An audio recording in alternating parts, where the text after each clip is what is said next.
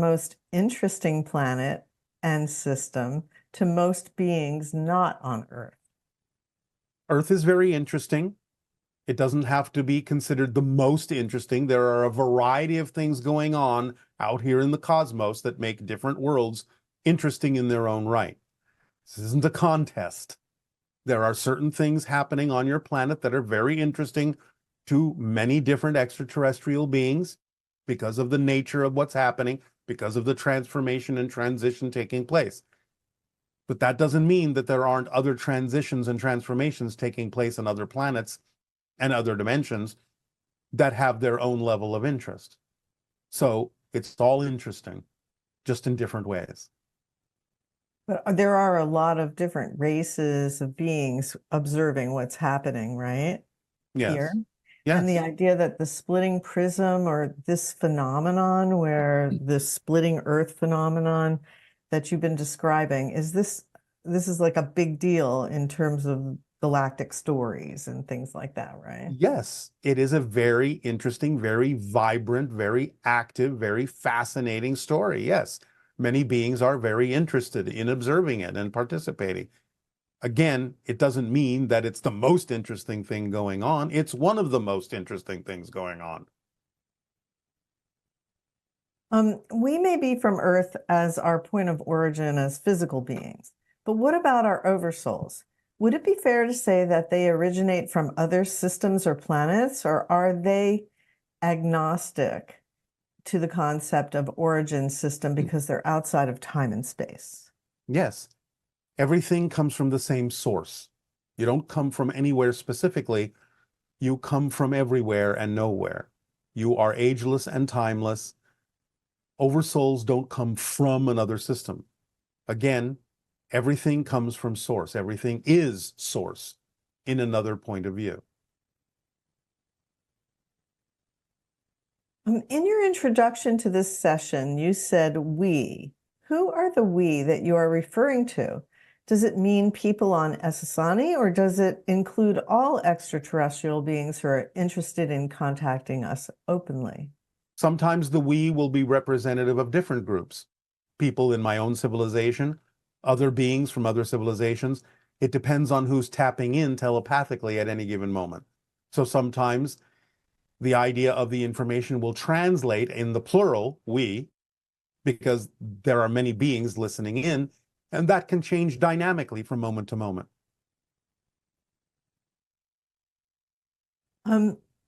A lot can be learned by observing how another culture socializes. On your motherships, with so many Sasani on board, do you have large social activities? If so, can you name some examples of activities that we would find illuminating about the Sasani culture?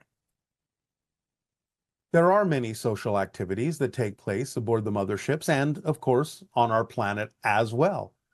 They are all driven by synchronism, people showing up at the same time with the same interests, interacting with one another in ways that serve everyone simultaneously.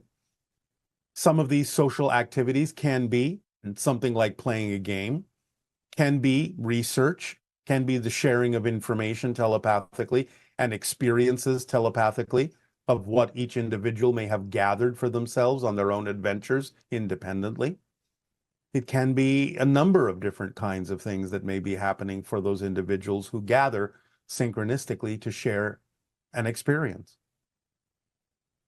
So, since Sasani beings are quasi-physical, Yes. does that mean that they are kind of transparent? Or is it that you look solid to each other, but if we were to see you, you would look sort of transparent, like a It ghost depends. thing? It depends. It depends on the person who's looking. It depends on the vibratory level of the person who's looking. But on your level, when you see each other, do you look solid to each other or do you look semi-transparent? It depends. Okay. Are there two rivers that run parallel to each other on Essassani? In the northern continent, yes, there are two major rivers that are roughly parallel to one another. How many continents are on your planet? 3. Do they have names? No. Just referred to as the idea of North Continent, South Continent, West Continent.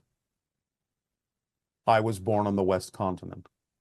What are the weather patterns like in that reality? As we've already explained, we do not have a major axis tilt in the same way that Earth does, so we don't really have extreme weather patterns. It is mostly temperate all the time, with a very small range of fluctuations. And you've spoken of the day of Shakana that happened in your civilization. The 3 days of Shakana. Can you share a little bit about that with the group today? Again, the idea is that at a certain point, a being was born that is referred to as Shakana. And over 3 days, it represented the existence of that being in our culture, represented the tipping of the scales. So where over a 3-day period, we all became telepathically connected. We all woke up, so to speak, into our telepathic connection because that one being tipped the scales, added to the mass consensus in a certain way energetically that allowed us to wake up inside each other. And that experience of allowing us to wake up inside each other allowed us to experience over those 3 days the perspectives of every single being on our planet as if we were them, one after another or simultaneously, depending upon our capacity at that time. So we really saw through each other's eyes over that course of 3 days, and it changed us forever. And so was that being delivered to you by other beings of higher frequency It was or delivered to supported us by ourselves, by yourselves? by our own collective consciousness. Oh. This person would like to know if your civilization or civilizations that you know of employ any type of holographic simulation rooms or devices for the purposes of entertainment, much like the holodeck on Star Trek. If so, what kind of entertainment do you like to simulate? Sometimes it may be used for the idea of entertainment, but more often than not, it is used in the way we have described in training.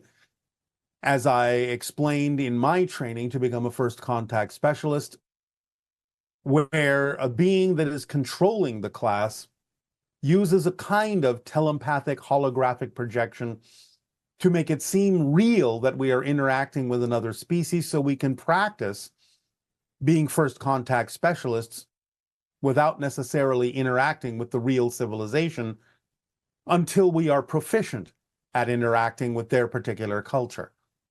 So we are made to believe it is real so that all of our actions will be realistic. Afterwards, we understand that it was just a holographic telepathic projection. So this can be done for forms of entertainment to some degree, but it is more often than not used simply as a training method to understand the nature of different realities before actually physically experiencing them.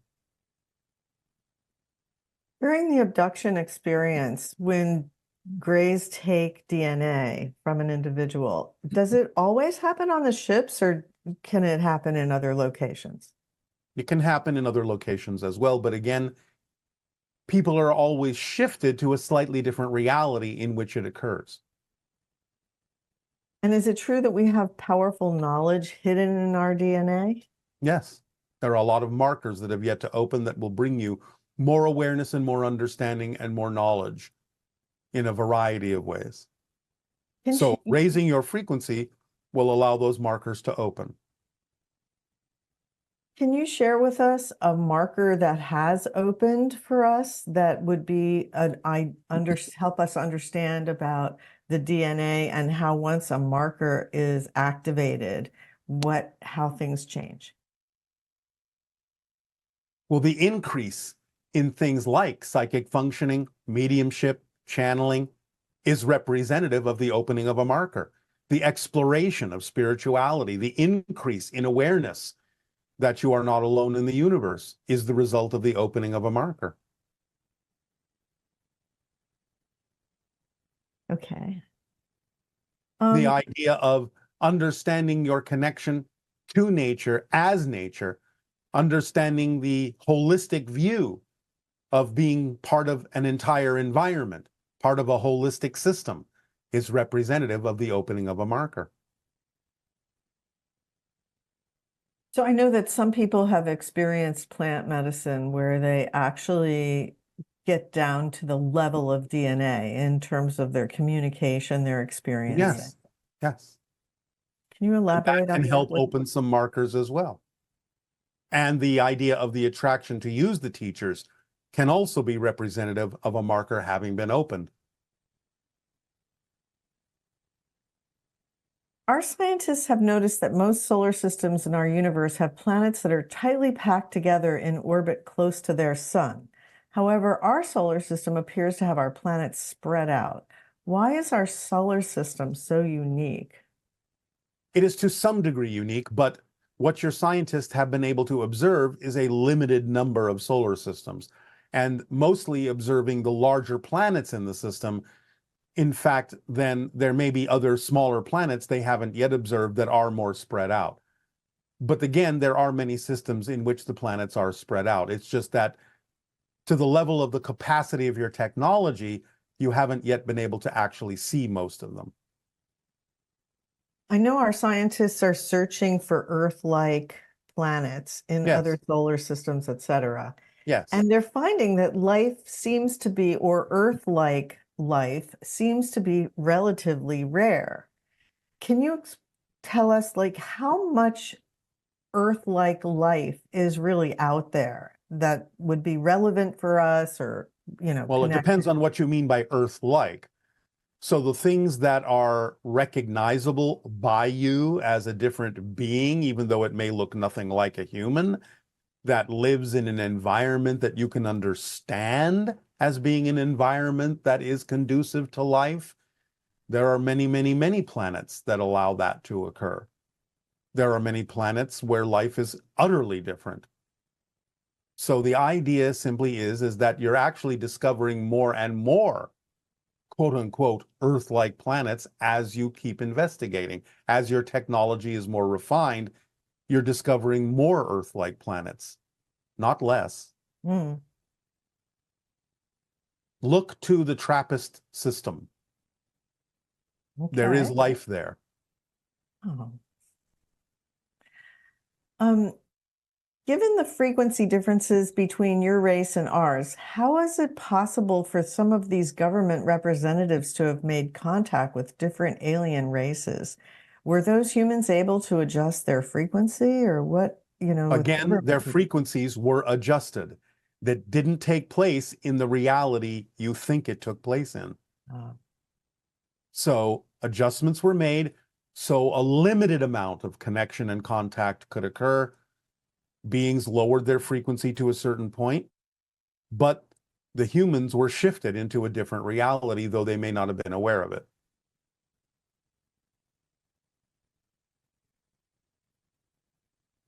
and this is a particular story where an army soldier sees an UAP and gets downloads. This Yes. is an active duty 20-year Army combat medic. And he's saying, I have worked trauma emergency medicine in Afghanistan. I have numerous awards for outstanding service on active duty. Over the summer of 2023, while visiting my family in Florida, I was on a walk with my son around the neighborhood. During this walk, a low-flying metallic spherical UAP flew into my view. I looked up and slightly to the right, and it shined a light into my eyes. This happened very quickly. As an active duty soldier, I was nothing less than shocked. I have never encountered an interaction like this before. After this event, I started to receive what I would later start to call the gray matter of facts or downloads. Shortly after that, I had a dream about a metal triangular UAP with lights on the side. I am humble and grateful for this experience. Any comment or elaboration would be greatly appreciated. You have served humanity on one level, All of these are indications that you can now begin to serve humanity on a very different level, on a much higher plane. Continue your investigations into information about extraterrestrials, about UAPs, see where it takes you. But it is a sign that you're about to begin being of service on a much higher vibratory level to humanity, to fulfill the agreement you made to be of service in a much broader way. That is all we are allowed to say at this time. Okay, and is there anything else that you would like to share in the few moments remaining? Only that as you now enter your new year of 2024, we are going to begin the idea of countdown to contact year one. So we would again suggest that you prepare yourselves by continuing to be truly who you are, by learning deeper understandings of the information we have shared with you with regard to the formula, making it a clear and precise understanding in your application of it to your daily life so that you can accelerate and ascend and raise your frequency to the point where you will naturally exist on a different level of reality that is more vibrationally compatible with the idea of open contact. So beginning in this transmission now, we will begin to talk to you about preparation, but you are now heading into the idea of countdown to contact year one. You have completed 2023, which was generally the end of the eye of the needle and the beginning of the window of contact. So open yourselves up to your higher minds. Allow yourself to experience contact with more of your own consciousness, and you will find us waiting for you. But we will now begin a new process of acclimating you to the idea that there is now a countdown to contact. And we will begin with 2024 as year one. So let us prepare. Thank you, Tadeo. Pressure or back pain. Can you explain why this might happen and share ways to help people address it and prevent it from recurring? Again, as we have already explained, these are what appear to be externalized manifestations of an internal idea of fear-based or negative beliefs that crafts these demonic representations or archetypal forms out of the collective clay of the collective consciousness on the negative side of humanity. So someone may be capable of perceiving that another person is doing this, and they may empathically pick up on the idea of that this manifestation has a certain form to it, a certain energy to it that can be represented archetypally in the shape of what humanity has labeled as a demon. But again, you can be aware that this is simply a projection of that person going through that experience, experiencing their own negative energy in that way. But a person might be sensitive enough to pick up on that and actually see the manifestations as if they truly were external independent entities, which they are not. And this individual says, as a mental health therapist, they treat clients labeled with schizophrenia, bipolar, paranoia, and borderline personality disorders. These clients represent or report having delusions and hallucinations of demons and voices. Yes. Could you explain what is occurring in those? Well, I think you've explained it, and how they might be assisted in understanding what's happening so they can gain insight and connection to their higher self and feel more in control of their lives? Well, if they are willing to receive it, if they are willing to accept it, the explanation we have already given about how demonic reflections are created out of the collective clay of the consciousness that is negative of humanity, if that can be shared, that idea can be explained to an individual, they can begin to get in touch with taking responsibility and diving into their belief systems of how they feel about themselves, why they would continue to torture or punish themselves that way. Then perhaps they can be helped if they're willing to accept that understanding. So everything that we've already talked about can be of help to those individuals, but they simply have to be willing to understand, to listen, to absorb and accept that explanation and take responsibility for it, which is not meaning to blame themselves, but just to understand the mechanism of how these things work so they can get in touch with negative beliefs they may have picked up along the way in their life and understand that those negative beliefs may have been, shall we say, telepathically reinforced within them in growing up, and can understand now that they have the freedom and the self-empowerment to let those beliefs go, that they really have no reason to perpetuate those beliefs against themselves in that way and have those kinds of experiences. But again, on top of all that, remember that sometimes an individual will, on their life path, choose to exhibit certain conditions, certain experiences that might help others figure out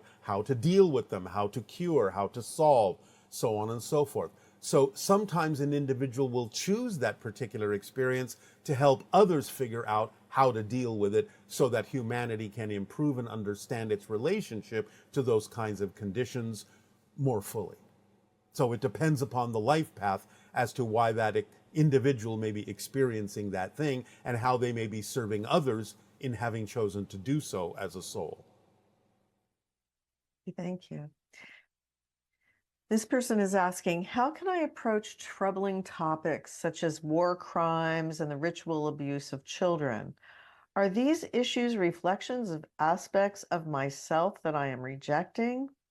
If I view them as a mirror to heal my own wounds, I may not perceive them in my reality, but I feel a sense of responsibility to those who are suffering. I want to avoid adding energy to those dark issues by fixating on them, yet I also don't want to deny their existence or feel as though I'm abandoning those in need. How can I navigate this situation in a way that is beneficial for everyone involved? All right, this goes back to what we have said about the idea of reflections in your reality. It doesn't mean that what you see is a one-to-one reflection of something that is an issue within you that you need to deal with literally and directly. However, if you can perceive it in your reality, the idea is you can help where you can. You can take the actions to help mitigate the suffering of others in some way, shape, or form, if possible. So the idea is not that you fixate on it, but that you're aware of it. You recognize that as you perceive it, it may be that the reflection for you is it gives you an opportunity to help those individuals cease their suffering. So take actions in a positive direction, in a loving direction that might help mitigate their suffering, and you will be doing what it is perhaps that you need to do to figure out the reason why that is in your life. It doesn't mean that you necessarily are adding to their negativity if you are willing to help them find a way to exit from the suffering that they have been experiencing because of their belief systems or their experiences in life. So by all means, you can be of great assistance. You don't have to worry about adding to their suffering just because you are aware of their situation. Okay, and can you explain spiritual warfare, hell, and the duality that is inside all of us? Well, the duality that's inside everyone is simply a reflection of the polarity that is part of existence, the negative and the positive. I'm speaking mechanically, the idea of lower vibrations, higher frequencies, light and dark, so on and so forth. Positive, negative, mechanically speaking. Positive being that which connects and expands, negative being that which creates the experience of separation and diminishment. But these are just mechanical energies that exist on every level of existence. So the idea is the duality is just a natural state of existence, and you can learn to balance it in a way that you can then choose what you prefer to experience rather than succumbing to beliefs that might be negative or fear-based that would allow you to experience things you don't prefer. Spiritual warfare doesn't really exist.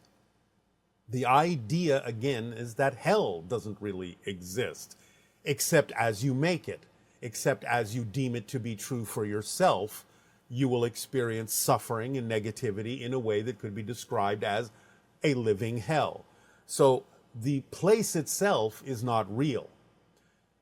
People who believe in hell, when they die, if they really believe strongly enough that they will experience the idea of the so-called burning fires of hell, or however they have chosen to represent that concept, may experience it for a brief split second, because what you think, what you believe in spirit is instantly experienced, but the instant that they would experience it, it would be so awful that they would wish that they would not experience it, and then they would stop experiencing it in spirit, because things happen instantaneously in spirit, because time is different there. Spiritual warfare is a contradiction in terms. If you are spiritual, there is no warfare. The idea of conflict in that sense has to do with succumbing to fear-based and negative vibrations that would cause one to suffer, to struggle, to experience conflict, so on and so forth, to experience opposition in that sense. Whereas a being that is truly more balanced in its spirituality will never experience those things, and would experience more of a flow and an ease in communication and in concept.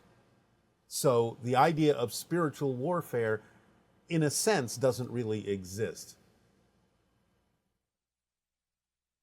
And this individual is saying, people say negative thoughts can manifest. What shall we do about all of the thoughts which we've already thought? Can we undo them? How do we clear past negative thoughts and patterns from our minds and aura? Is there a meditation, prayer, or visualization technique that can help? If you have a negative thought, again, it's all right to deal with it. It's all right to recognize it. It's all right to allow it. Don't obsess over it. That's what causes the manifestation, is focusing too much negativity and fear on having a negative thought, judging yourself harshly for having the negative thought. Being afraid to have the negative thoughts can actually cause manifestations of negativity. But if a negative thought comes up, it's like, acknowledge it, recognize it, say, okay, let me explore why I'm having this. Let me see if this is an indication that I'm holding on to some kind of fear-based or negative belief about myself that would perpetuate these negative thoughts. Let me work with that. Let me see if I can find the root cause of why these negative thoughts are coming up, so that I can let them go. So not being afraid, ironically, of having negative thoughts is what will allow you to make sure that they actually don't manifest in physical reality. Working with them in a positive way, using them to discover your deep-seated negative or fear-based beliefs that may be in your unconscious mind, is a way to use them in a positive context. So don't be afraid of having them, just work with them in a positive way, and they will not manifest beyond the idea of simply recognizing that you have them. Okay. And this person is saying that they've noticed that the more enlightened they become, the more darkness in society is revealed. Yes. And they want to know if this is a collective purging, or is this shadow work that the individual needs to do? And that the idea that this demonic energy shows up whenever things are going great in their life, and then they are not sure what to make of that. All right. Um, All right. This is what we have said before about the idea of the expansion of consciousness, broadening your bandwidth. Remember, duality exists on every level of existence. Therefore, the more you expand your consciousness, the more aware you become of more of existence, the more you're going to recognize not only more light, but also more darkness. Now, just the recognition of it doesn't do anything. Just keep it in balance. If you start worrying that you're seeing more darkness, then you're going in a negative direction with it.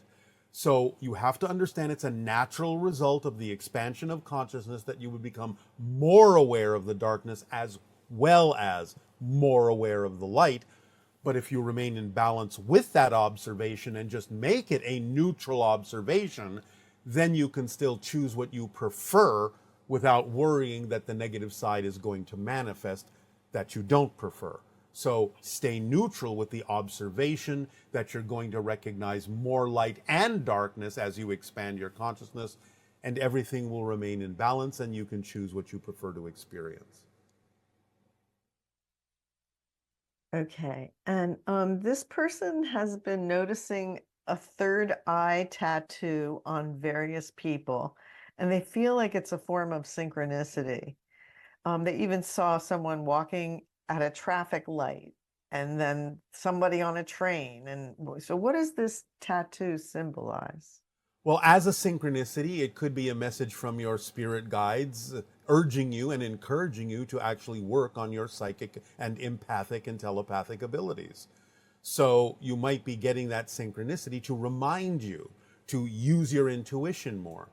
So go ahead, follow your intuition. Practice being more telepathic. Practice being in love with humanity. Practice being more empathic with other individuals. Open up the idea of your third eye. This might be a message from your spirit guides that you need to focus on that a little bit more. And this person is saying, while I understand the only way I can feel an external energy is actually feeling my energy match that, how do I completely rid myself of the effects I feel when another is intentionally sending negative and painful energies?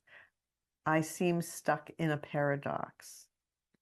Well, again, you have already recognized that it's your own energy matching their frequency, so you would have to ask yourself, what reasons are you creating within your consciousness for matching their frequency? Because you wouldn't have any effects whatsoever if you didn't match their frequency.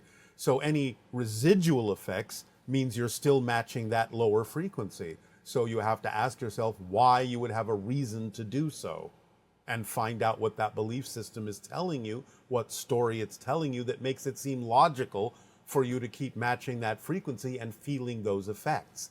Because you will not feel the effects if you stop matching that frequency. So find the reason you're creating, the reason you're generating that seems for some reason to be a logical reason to continue to match that lower frequency. Okay, and this person is saying basically that if they express something and another person perceives it as divisive or dismissive, while others do not, how much responsibility do we actually bear for those perceptions? And it's along the idea of gaslighting, let's say, where you have another person that is insisting on what is happening, which is inaccurate. That's an extreme example that isn't quite the point of the question. The idea Okay. is that in normal communication, it's always good to attempt to be as clear about your intention of what you're attempting to communicate as possible. So, by all means, you're responsible for taking some time to make sure that your communications are not in any way, shape, or form reflective of some kind of unconscious hidden agenda that might color your words and might charge the words with some kind of an emotion that you may not be aware of that could trigger someone else. Now, their reaction to it is their issue and not yours, as long as you are making sure that your intention is as clear as possible, your communication is as clear, balanced as possible. Do your best to do your part to communicate clearly your intention.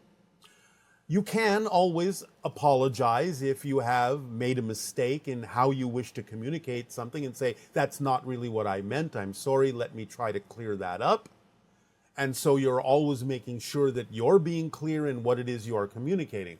At the same time, you are not responsible for any negative reactions in someone else who might have their own belief system filters that are choosing to misinterpret what you are saying. So it takes both sides to have really clear communication.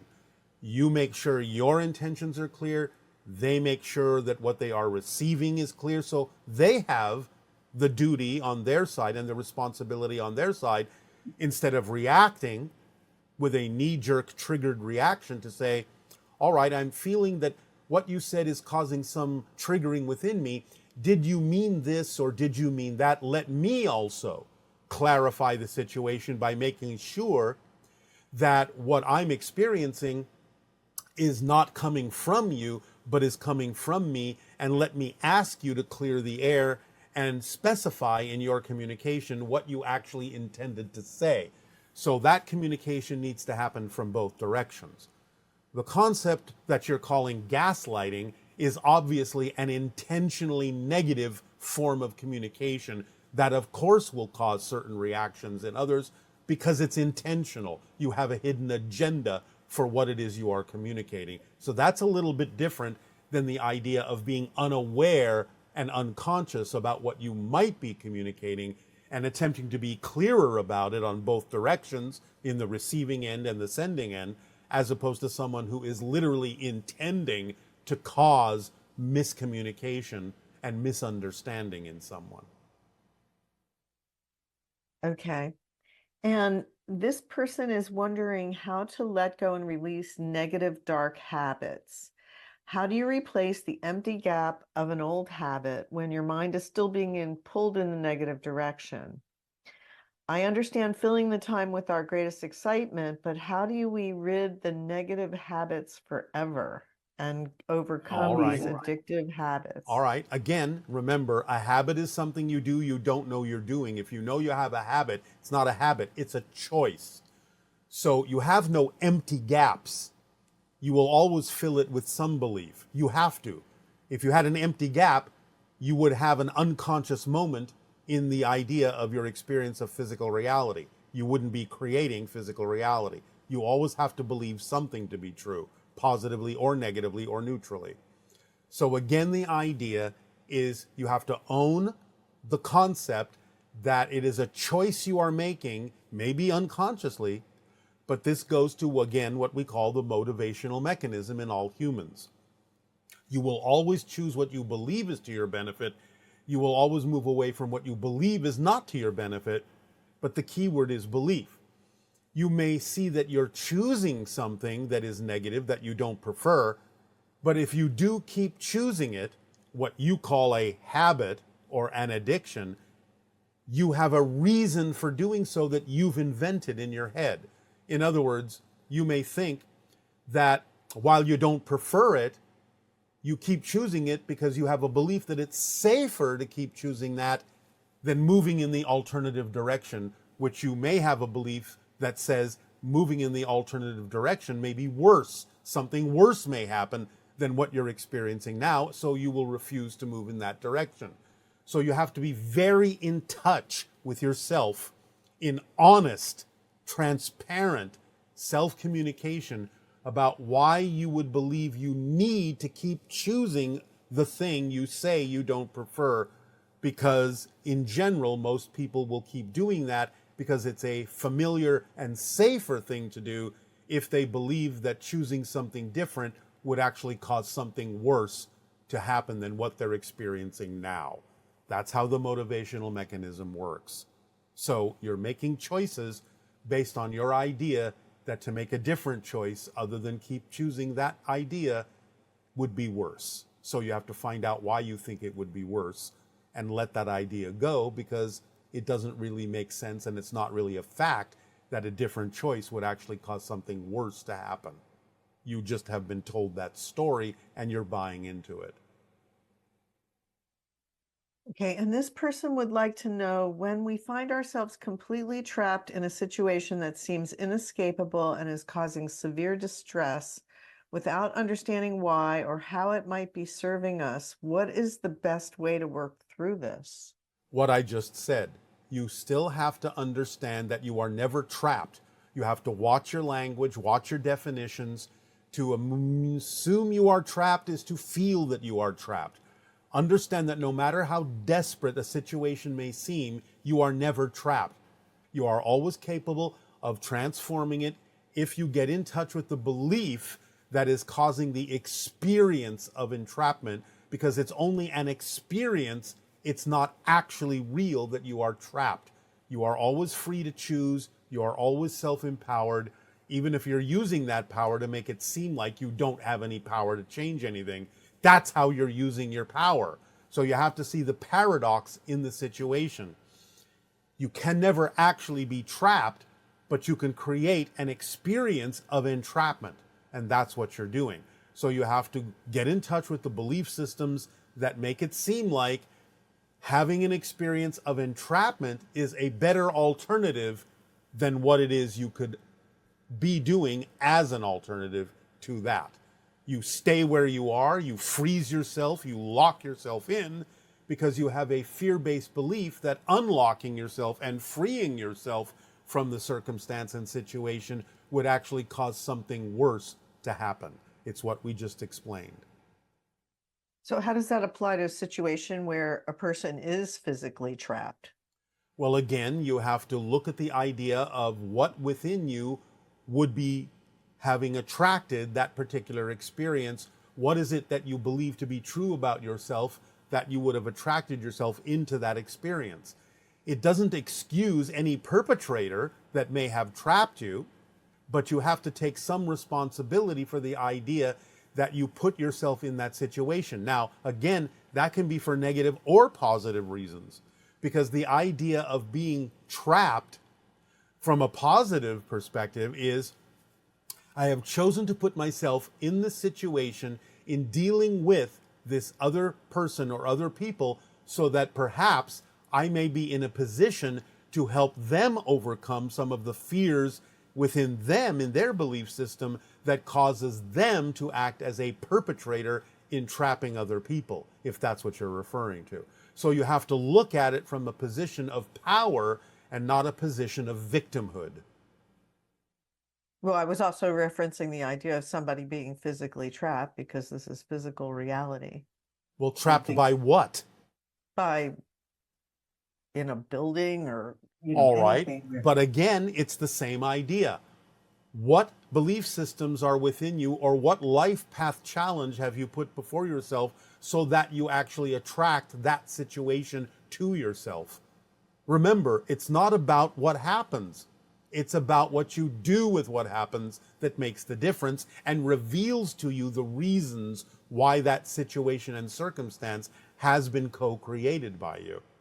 So you have to remember it's about what you do, how you respond, how you react positively or negatively to the circumstance that determines how you will experience it and may reveal to you why you have created it and attracted it to yourself. Makes no difference if it's just a circumstance of physicality. You're trapped under a building or something like that. What are the reasons for why you may have attracted yourself to that? And can you stay in a positive state and deal with it from a positive point of view, no matter how dire it may seem to other people?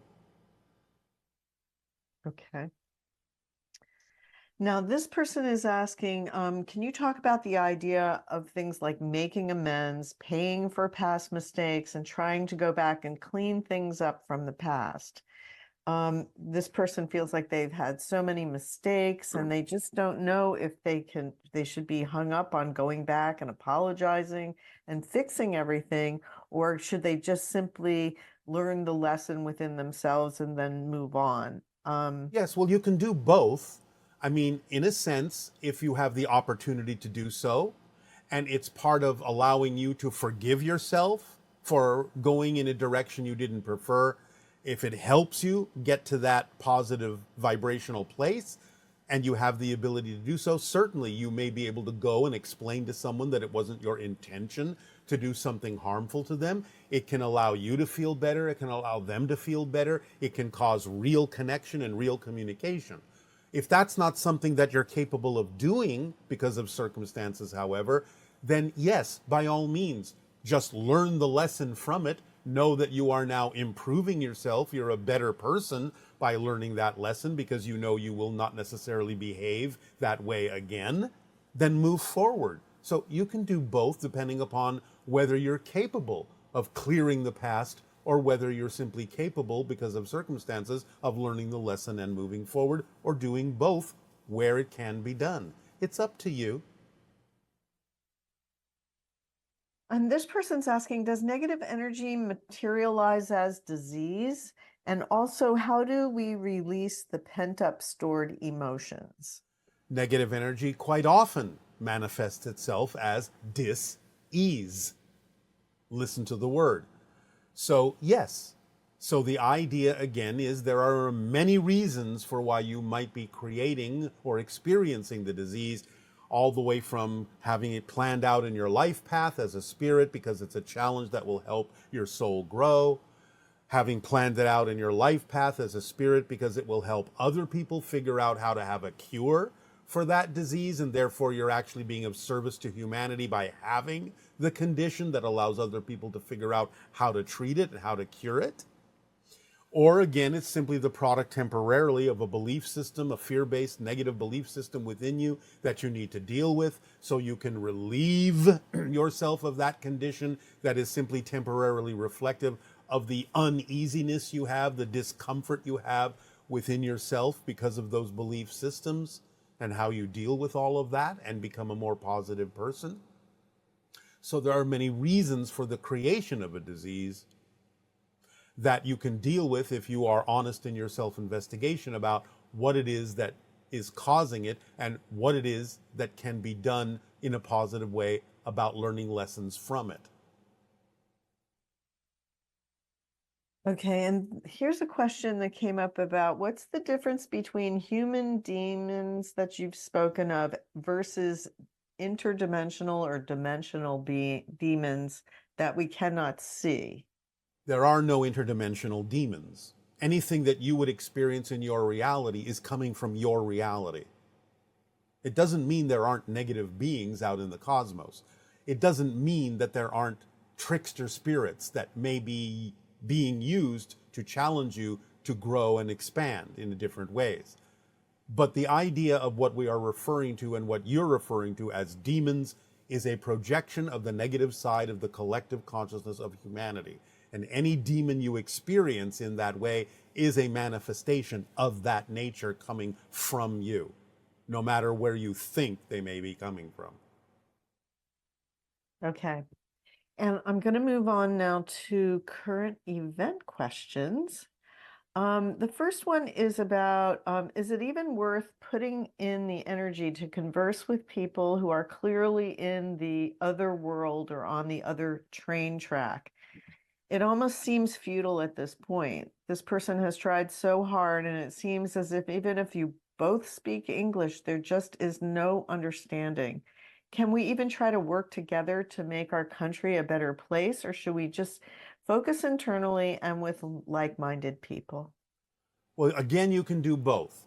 It's not about trying to convince anyone to change, but it's about finding things that might actually be common ground that you both can agree on and starting from there. So if you can find the things that you do agree on, then you can allow the things you don't agree about to simply go their way and allow that person to experience whatever track they're on and you to experience whatever track you're on. But it can be of some assistance to have a conversation where you can at least both agree on certain things that you have in common, if you wish to do that. But we understand that sometimes people will simply not wish to change their minds or change the track they're on, and it's not your job to change them. You can share what seems appropriate, but if they reject it, then move on. It's no use beating your head against a wall if they're being the wall.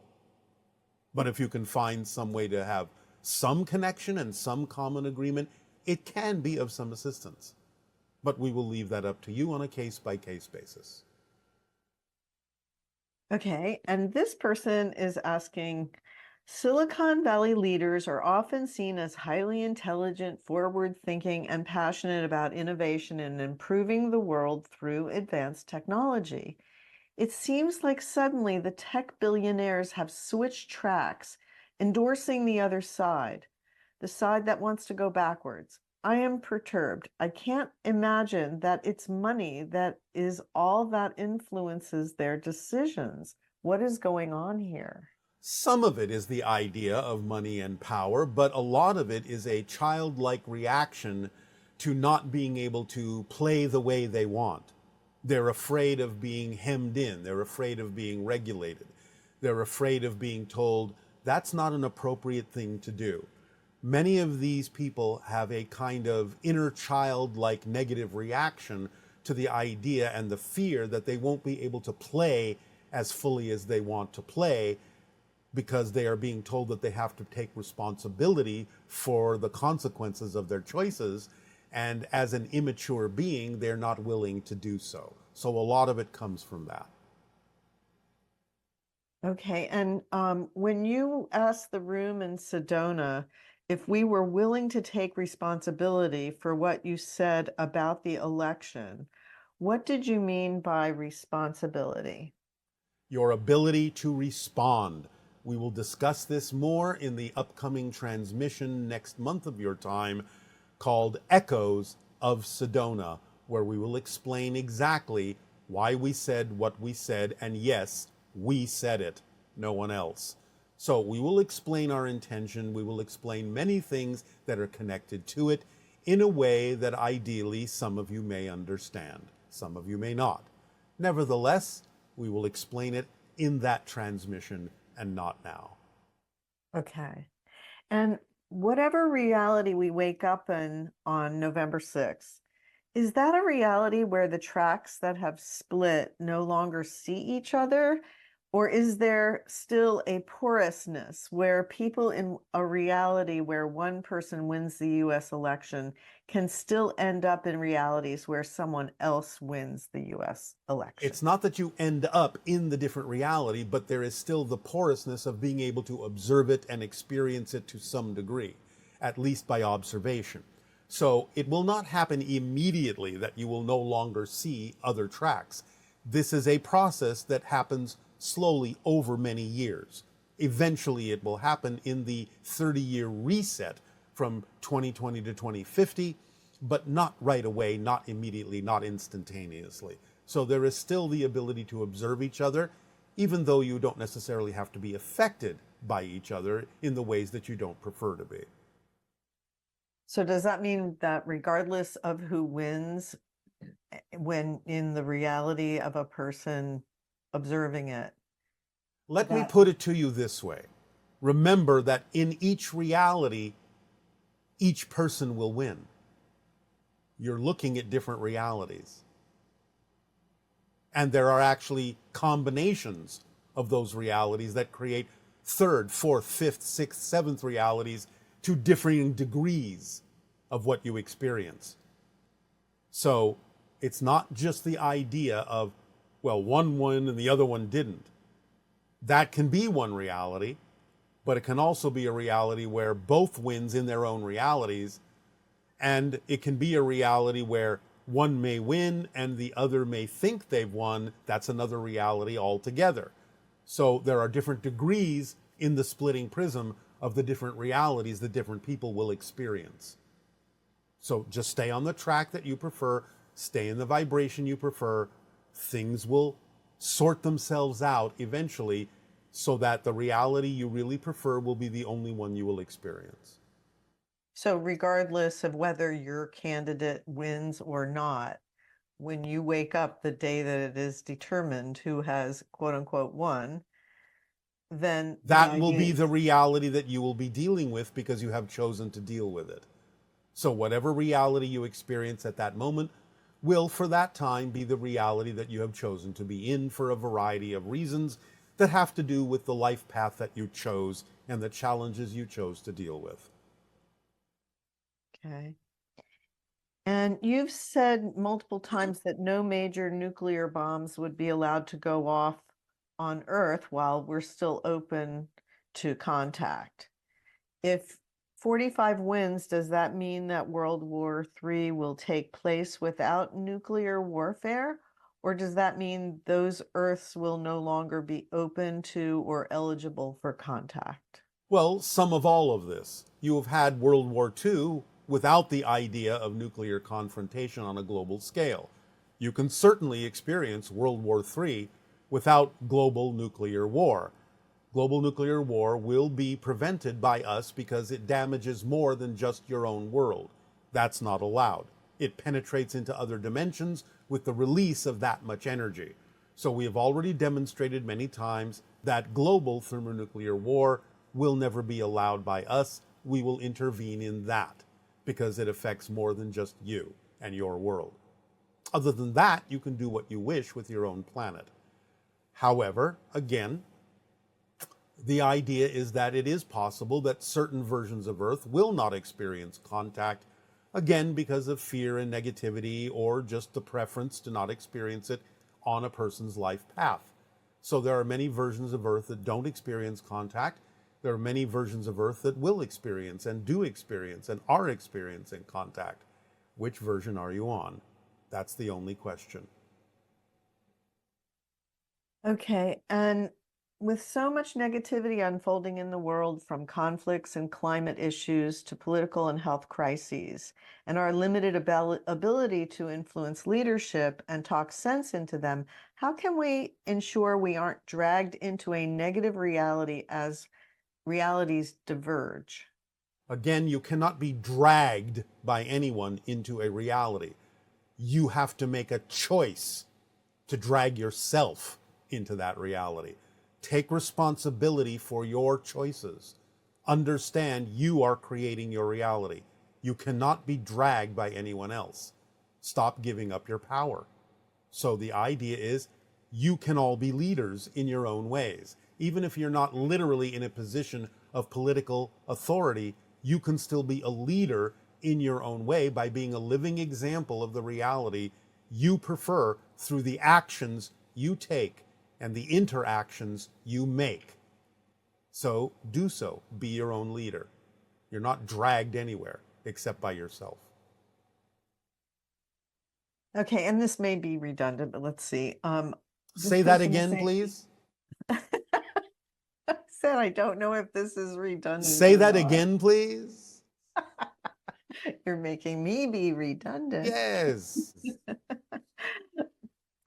All right, so this person says, I've been feeling excited about this upcoming US election some of the time, but also at times I feel a lot of pressure and stress around it. Like every choice I make is going to determine what reality I end up in, and afraid that I'm lining up with the wrong one when I make a mistake or see things in the news that's just out of fear, and my mind is taking over about it. We're still on track for outcomes that you had predicted, even if things seem close and tense in the news? Or are we really ending up switching tracks if we don't do everything just right for the next few weeks? I would suggest to this person a word that you often use in your language. You just need to chill out. You are overworried, overcomplicating, overthinking the whole idea. Just do your best. Remember, as we said, the first step toward enlightenment is to lighten up on yourself. Don't take things so seriously. Just do your best to make the choices that you believe are representative of what you prefer. Let everything fall into place automatically according to that vibration. If you overthink it, overcomplicate it, overwork yourself, you'll overwhelm yourself, and that's when you can find yourself in dire circumstances. So stop second guessing yourself, just do your best, just chill out. Go with the flow. Okay, and this is the last question we have time for. You mentioned that the conflict in the Middle East will escalate before it gets better, and that it will take a few years until there will be an event that is a breaking point.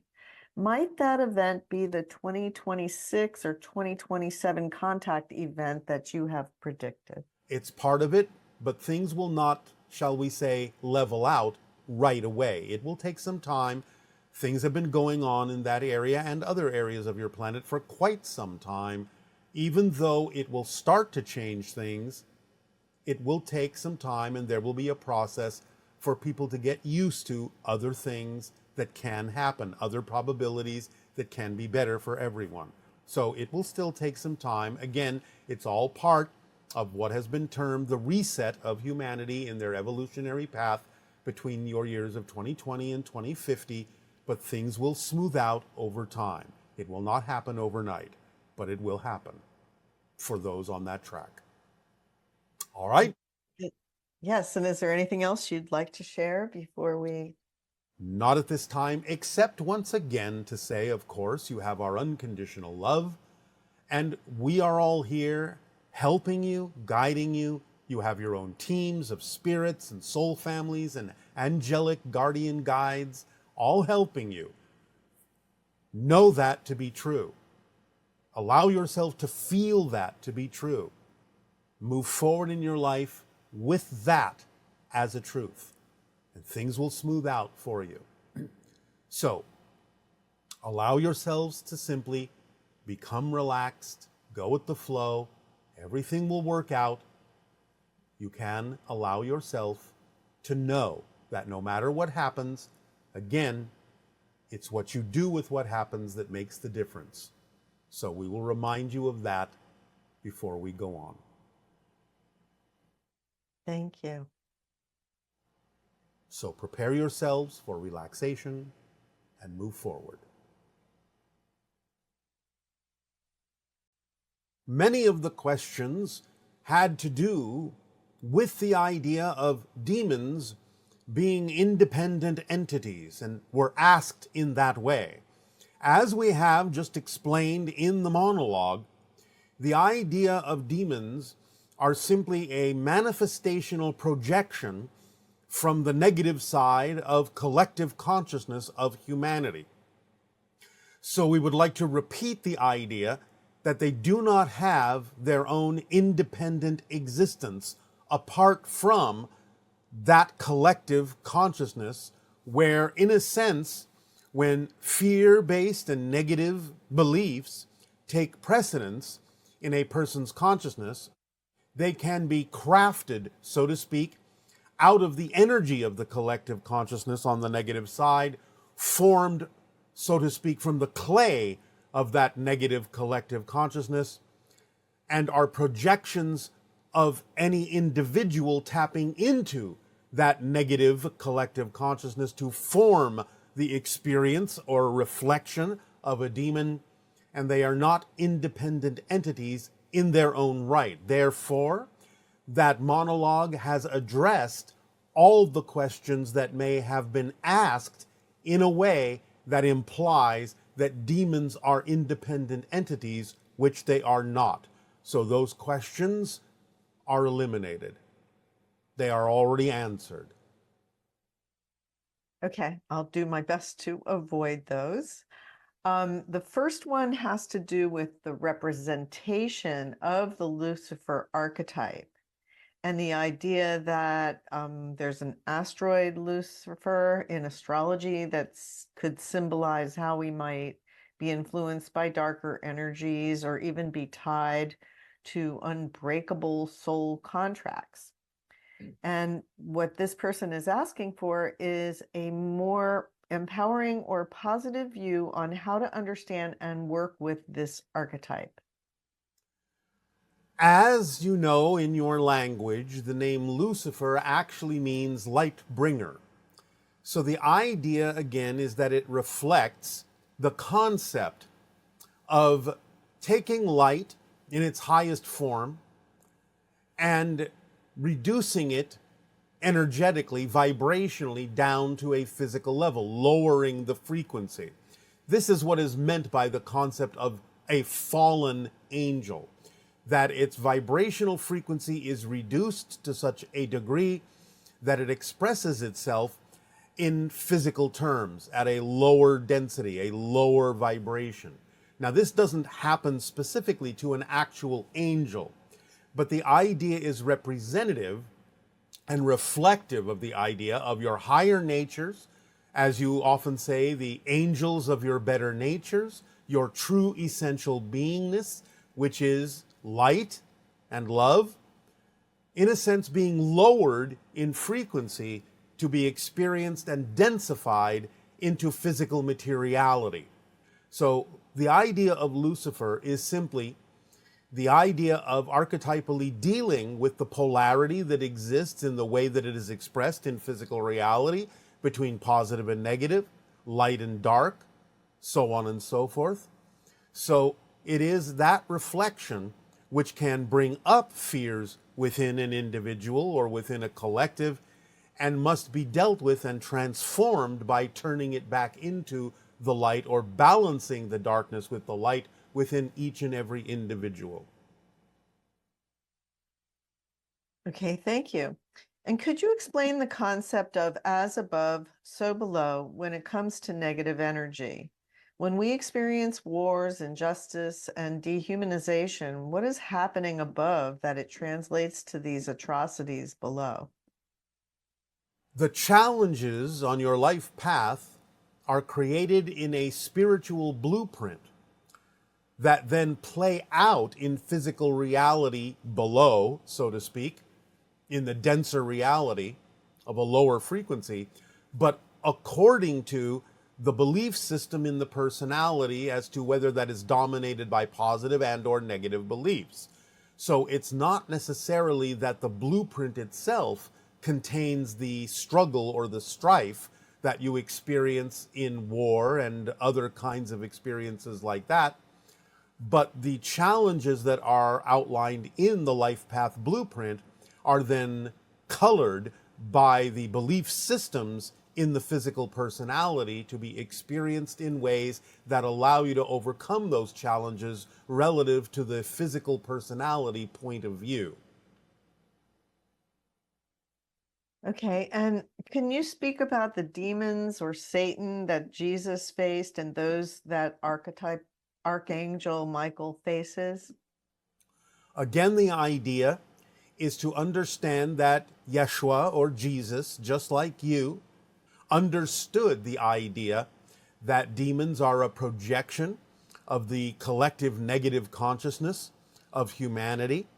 And it is simply a way of referencing that he, like you, had to deal with and transform and balance those energies within himself as a human so that he would balance them, face them, deal with them in a way that would allow him to transcend the idea of experiencing negativity for himself, but still outwardly would express that idea in such events as the crucifixion and the torturing and suffering to represent the idea of how humanity sees itself, how it represents itself, how it experiences itself in a negative way that can be transcended in a positive way by then the events of the upliftment, of the resurrection, and the ascension.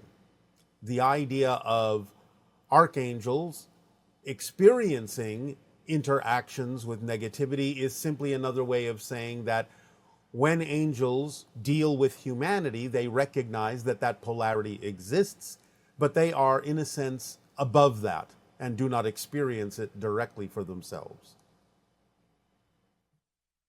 And what exactly is black magic? Does it work?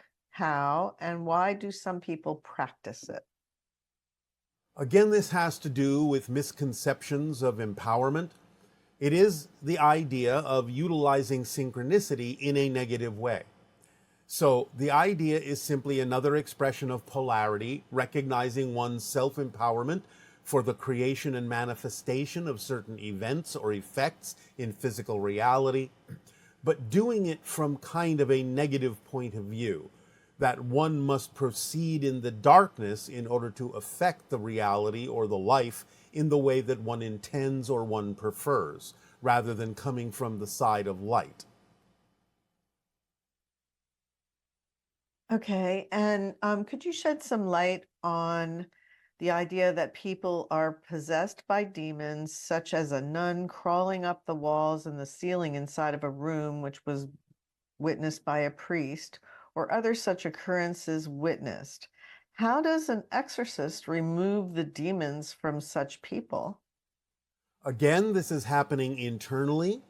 Remember that this is your own energy, and you are capable of manifesting many different kinds of effects. like levitation, crawling up walls, things like that, when the belief system is strong enough to allow those effects to occur and overcome what might be a typical understanding of physical reality, to demonstrate those abilities, to demonstrate those powers, but again, being done from the fear or negative based side. A possession is again a recognition that it is your own energy. That's why it's in your body. But it is the idea that it is coming from outside because you are in denial of the fact that you are creating the demonic force out of the collective negative consciousness. So the idea of possession is a sort of polarized way of understanding that it is your own energy, but through the denial that it's happening from you, so you project it on the outside, that you are being possessed by a demonic entity from the outside. But that is simply a convenient way of not facing the fact that you are actually creating this energy within yourself by going so deeply into the idea of negative and fear-based beliefs that it takes over your physical form to the extent that you can actually exhibit some of the features that you are talking about.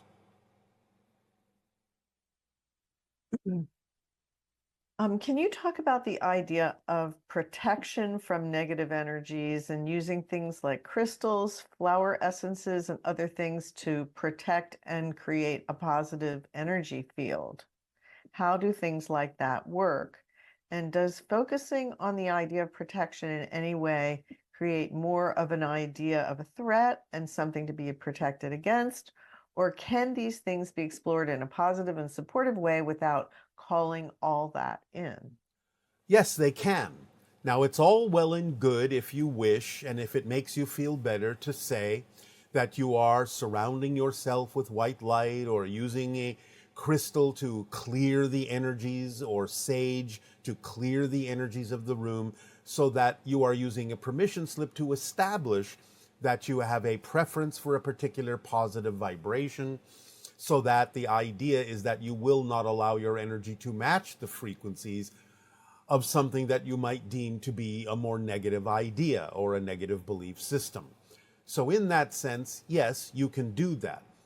But the overindulgence or the over worry of the idea of needing protection or requiring protection can in fact actually invite the idea of your energy matching more negative frequencies, because you are believing so deeply that you need the protection.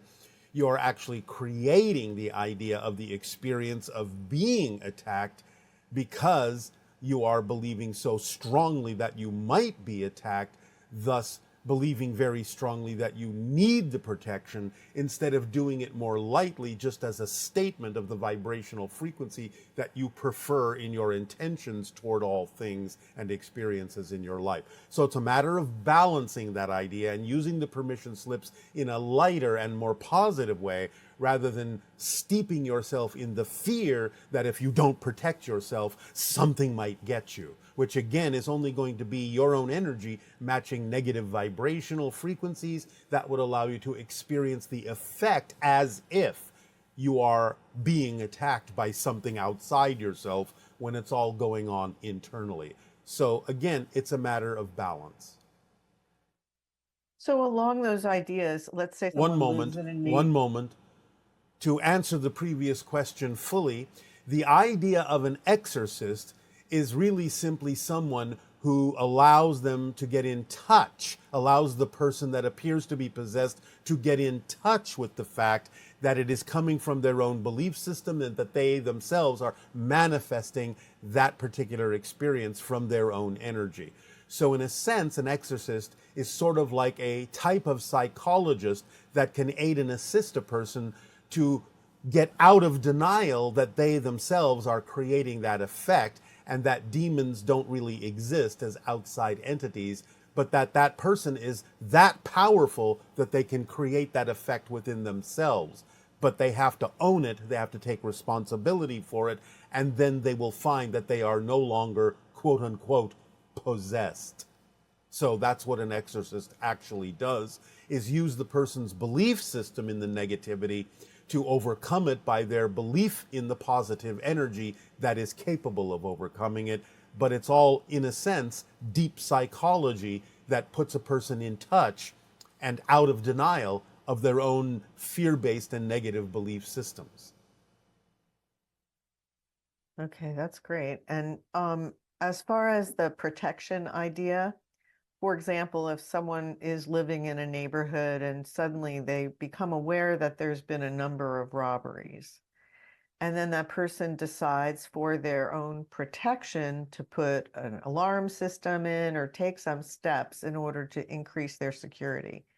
Is that fear-based, or what makes that okay? It is moderately fear-based, but at the same time, it can be done in a balanced way that simply recognizes the environment and the nature of the environment that you may be living in. So it's all right to be quote unquote practical and take certain precautions as long as it doesn't become an obsession, which could actually drive the negative experience toward you. So again, it's a matter of practical balance. It's a matter of understanding what environment you may have chosen to live in so that you can take moderate precautions to simply make you aware and alert of what is going on around you with other people so that you don't necessarily have to pay that much attention to all the little details. It can do something for you to help you relax, to understand that then you can focus on other things by having taken a modicum of awareness, a modicum of protection in that context. But as long as it doesn't become a full obsession, then there is nothing to worry about. Okay, thank you. Yes. Um, this question is, because we are afraid of our own light, our own infinite power, is this why our ego creates the idea of demons? Yes.